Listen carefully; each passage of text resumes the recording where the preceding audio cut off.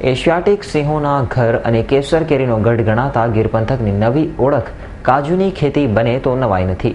કેસર કેરીના છેલ્લા ઘણા વર્ષોથી નિષ્ફળ જતા પાકના પગલે ગીર પંથકના ઘાવા ગામના એક ખેડૂતે કાજુનો બગીચો બનાવ્યો છે અને ધીમે ધીમે અન્ય અનેક ખેડૂતો કાજુની ખેતી તરફ વળી રહ્યા છે.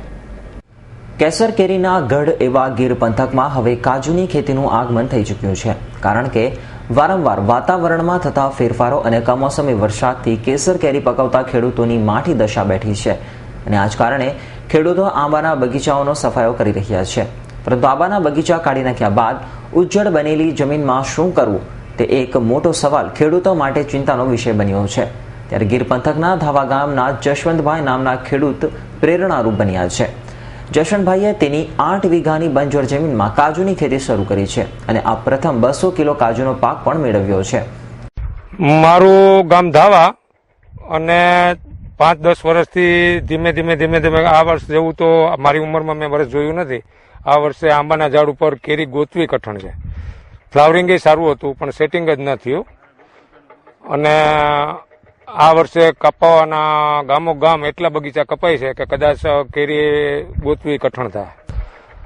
આંબામાં જોખમ વધવા માંડ્યા એટલે પછી મેં બાગાયતમાં જ વિચાર કર્યો કે ભાઈ હવે આપણને આંબા પછીમાં કેમાં સારું રહે એવું વિચાર કરી અને બધે ફરી અને પછી એવા નિષ્કર્ષ ઉપર આવ્યો કે ભાઈ કાજુમાં સારું રહે એટલે કાજુ મેં કોકણ બાજુથી લઈ આવી અને વાવ્યા છે મારા ખેતરમાં. કેસર કેરી અને કાજુ વચ્ચે શું તફાવત છે તેના ઉપર એક નજર કરીએ તો કેસર કેરીના આંબા રોપ્યા બાદ 8 વર્ષ બાદ તેમાં પાક આવે છે.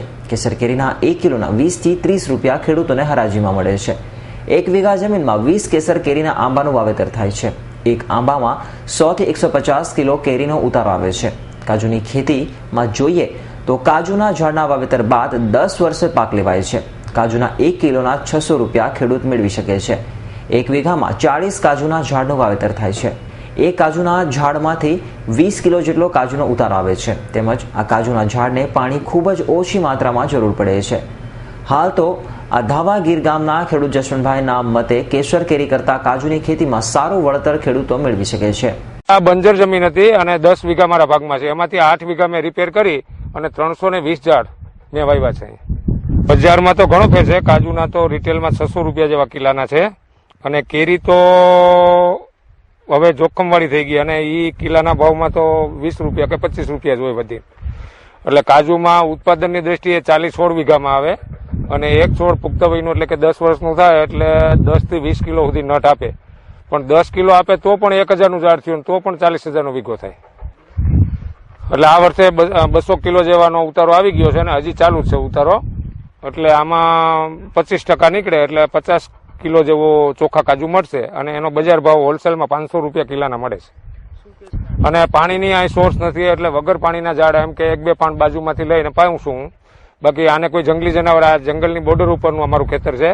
જંગલી જનાવર દી હાથમાં તો અહીં આવી જ જાય પણ આને કોઈ જાતની રંજાડ કરતા નથી કે આમાં ખાતા નથી કે નુકસાન કરતા નથી. મારી દ્રષ્ટિએ તો મેં કમ્પેર કરી પ્રોસેસ જ્યાં કરાવવા જાઉં છું ત્યાં એ લોકો એમ કે છે કે કાજુની ભાઈ ગોવાના કાજુ કરતા પણ ગીરના કાજુની વેરાયટી અને સ્વાદ બે કંઈક અલગ જ છે, સારો છે એના કરતા એમ. એટલે ગીરના ખેડૂતો જો આના તરફ વળે તો આમાં પણ કેસર કેરી જેટલા સફળ થાય એવું મને લાગે છે.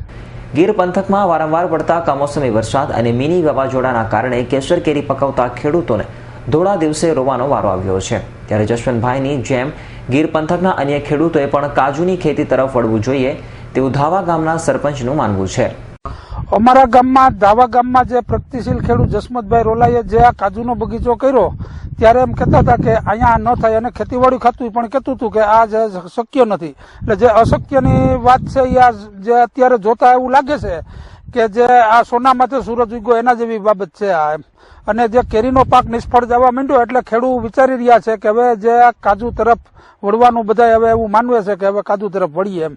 વેસ્ટ જે જમીન છે, નકામી જમીન હોય તો એમાં કાજુ વાવે અને 2 થી 3 પાણ હોય તો પણ કાજુ જેવો પાક છે, જંગલી પાક ગણાય તો એમાં થઈ શકે એવું આ જોતા એવું લાગે છે. આ લોકો જે વેસ્ટ જમીન છે અને જે કેસરનું નામ તાલાળાનું હતું અને વેસ્ટ જમીનમાં જો કાજુના બગીચા થાય તો જે તાલાળાનું નામ જે ગીર કેસર તરીકે ઓળખાતું તો હવે જે ગીર કાજુ તરીકે ઓળખાય એવું મારું માનવું છે. ગીર પંથકની શાન ગણાતા કેસર કેરીનો પાક સતત ઘણા વર્ષોથી નિષ્ફળ જતા અમૃતફળ આપતા આંબાના ઝાડને કરજદાર કિસાનો કાપી રહ્યા છે. ત્યારે વિશ્વ ફલક ઉપર પહોંચેલી ગીરની કેસર કેરી ભૂતકાળ બની જવાની કગાર ઉપર છે. ત્યારે પંથકના બાગાયતી ખેડૂતો માટે કાજુની ખેતી કારગત નીવડે તેવી સંભાવનાઓ વર્તાઈ રહી છે.